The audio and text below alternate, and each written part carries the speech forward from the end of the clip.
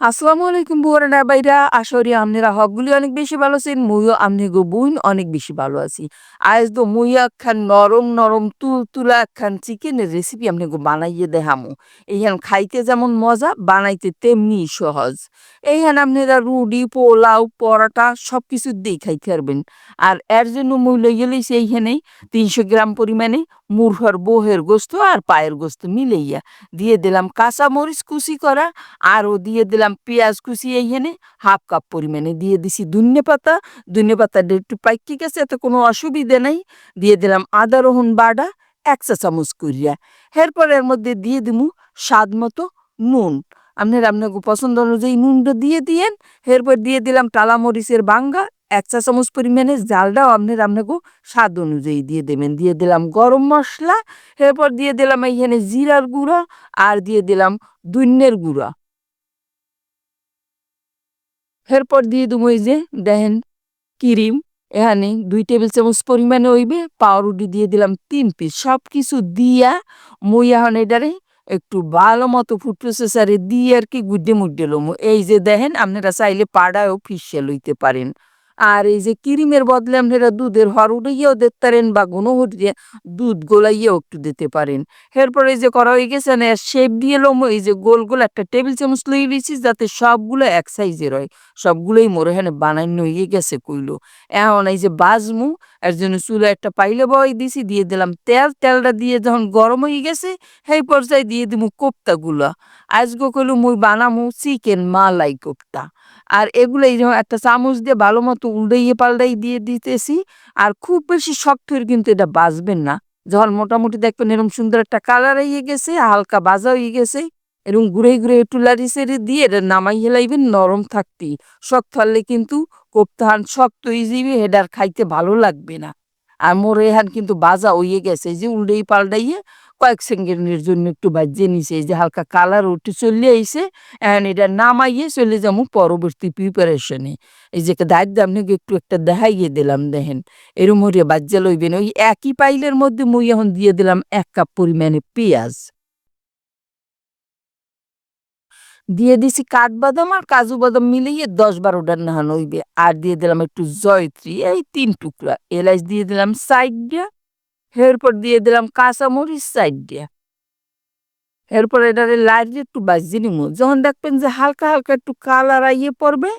এই তখন এটা কিন্তু হইয়ে যাইবে খুব বেশি বাজবেন না কালার বানাইয়া এখন একটা ব্লেন্ডারের এই যে জগে মুই সবটুকু উড়াইয়া ব্লেন্ড করি নেবো একটু ঠান্ডা হরিয়ে নেবেন নাইলে কিন্তু আবার বিপদ ঘটে যেতে পারে গরম গরম অবস্থায় ব্লেন্ড করবেন না এরপর আবারও পাইলেন পরিষ্কার করে মুই তেল দিয়ে দিলাম তেলটা যে যেরকম খায় এই অনুযায়ী দিয়ে মুই এখানে খুবই অল্প পরিমাণে তেল দিছি এই 1/4 কাপের নান হইবে এরপর দারচিনি আর তেজপাতা দিয়ে দিছি আর দিয়ে দিতেছি আদা রসুন বাটা 1 চা চামচ করে মুই এখন ওই মালাই কোপ্তার গ্রেভিটা বানাইয়ে লমু বুঝছেন আর কি ঝোলটা বানামু স্বাদ মতো নুনও দিয়ে দিলাম হালকা ভাজিয়ে লমু যাতে আদা রসুনের গন্ধটা আর কি না থাকে এই জন্য হালকা মিডিয়াম আছে এটা দেখেন এই যে ভাজিয়ে লইতেছি ভাজিয়ে এর মধ্যে দিয়ে দিমু ওই যে সব মশলা ব্লেন্ড করে লইলাম সেইটা দিলাম একবারে ডাইলে বাদাম টাদাম পিঁয়াজ টিয়াজ সব একলাগে ব্লেন্ড করছিলাম যে এইটা পুরোটাই একবারে ডাইলে দিছি এর মধ্যে একটু ধুইয়েও পানি দিয়ে দিছি কিন্তু এরপর এটার একটু লাড়িয়ে চাড়িয়ে কষাই এলো বুঝলেন যাতে একটু কাঁচা কাঁচা গন্ধ না থাকে এর মধ্যে কোনো এই যে ধান মিডিয়ে রান্ধান করিয়ে লইবেন আর এরপর দিয়ে দিলাম এই যে জিরার গুঁড়া এখানে দিয়ে দিলাম এই যে সাদা গোলমরিচ আছে না ঝালের জন্য একটু এটা আপনার পছন্দ অনুযায়ী দিয়ে না আর কাসুরি মেথি 1 চা চামচ পরিমাণে একটু হাত দিয়ে ডলা দিয়ে দেবেন তাইলে আর গ্যারানটা সুন্দরভাবে বাইরে হইবে আর কি বুঝলেন এরপর আবারও একটু কষাই এনেতে আসি এই যে দেখেন এটা কষানো হয়ে গেছে একটু একটু তেল তেল উঠেছে সেই পর্যায়ে দিয়ে দিলাম দই টক দিয়ে এককালে ভালো মতো গুড় এরপরে দেবেন নাইলে কিন্তু এই জলের মধ্যে দইটা ছড়া হয়ে যাবে এটা খাইতে ভাল লাগবে না এরপর যখন ফুটে উঠলো সেই অবস্থায় আবার দিয়ে দিলাম কোপ্তাগুলো দিয়ে লাড়াইয়ে চাড়াইয়ে আর কি রান্নু আর হ্যাঁ আগে অবশ্যই একটু ক্রিম দিয়ে লইবেন 2 টেবিল চামচ পরিমাণ আর ক্রিম না থাকলে ওই যে কইলাম দুধের হর যদি থাকে সেটাও ভালো মতো গুড়ে দিতে পারেন বা একটু দুধ ভালো মতো গুনহরি গুললে হ্যাঁ দিতে পারেন এরপর দিয়ে দিলাম একটু গরম মশলা গরম মসলাটা দিয়ে ভালো মতো লাড়াই চেড়াই মিশাই লইলাম। এরপর ডাইক্কা এটারে রানমু ১০ হইতে ১৫ মিনিট একদম মিডিয়াম লো হিটে এইটা রানতে হইবে বুঝছেন? হ্যালে মালাই কোফতাটা নরম হইয়ে যাইবে, একবারে সফট, সফট তুলার নাহান নরম। খাইতে দেখবেন যে আর মধ্যে দিয়ে একটু লাড়াই দিবেন, নাইলে হইবে কি এই ঝোলটা আড়িতে লাইগ্যা যাইতে পারে, মানে পোড়া লাগতে পারে, বুঝছেন? এইজন্য মাঝে মধ্যেই ঢাকনাটা খুইললে এটারে লাড়াইয়ে দিতে হইবে। আর মুই যে এই যে দেখেন উপরে তেল, তেল উইঠ্যা আইছে, এই পর্যায়ে দিয়ে দিলাম এখানে ১ চা চামচ পরিমাণে ঘি।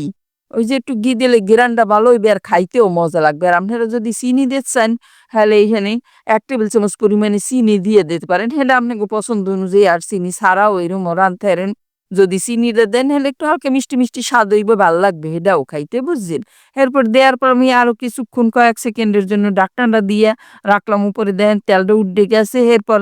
এই যে একটু ধোয়ার ফ্লেভারের জন্য আর কি স্মোকি ফ্লেভারের জন্য আমি একটু কয়লা দিয়ে দিলাম, যাতে ঘ্রাণটা এর মধ্যে ঢোকে। এটা দিয়ে ৬-৭ মিনিটের নাহান এরকম ডাইক্কে থুইয়ে দেবেন। খালি এই ধোঁয়াটা মধ্যে ঢুকে যাইবে। খাইতে একটা স্মোকি ফ্লেভার হইবে আরকি, বুঝছেন? এটা রান্দা এক্কারে কমপ্লিট মোর। মুই এখন একটু বাইরে অমনেগো দেখাই দিমু যে এটা কেমন হইছে। দেখতে এই যে একখান ডিশ লইয়ে লইলাম, এর মধ্যে সবগুলো সুন্দর মতো উডইয়ে দিতেছি। আমনেরা এটা রুটি, পরাটা,